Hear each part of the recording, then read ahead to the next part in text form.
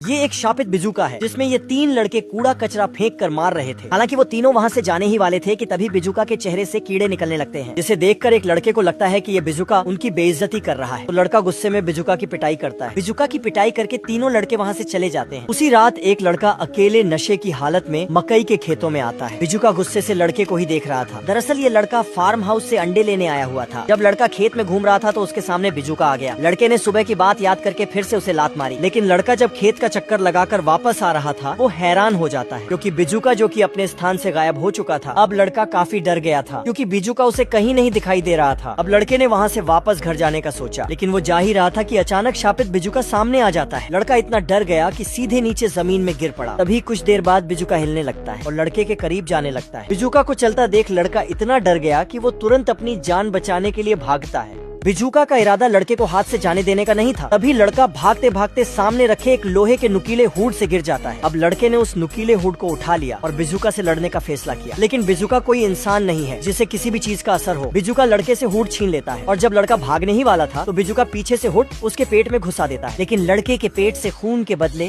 सूखी घास निकल रही थी। लड़का जब भाग रहा था तो उसके मुंह से भी सूखी घास निकल रही थी, लेकिन कुछ देर बाद पता चलता है कि लड़का बिजूका बनने लगा है। कुछ ही देर में लड़का पूरा एक बिजूका बन चुका था। जब अगले सुबह लड़के को खोजने के लिए उसके दोस्त आते हैं तो वो देखते हैं कि उनका दोस्त बिजूका की जगह पर खुद लटका हुआ है।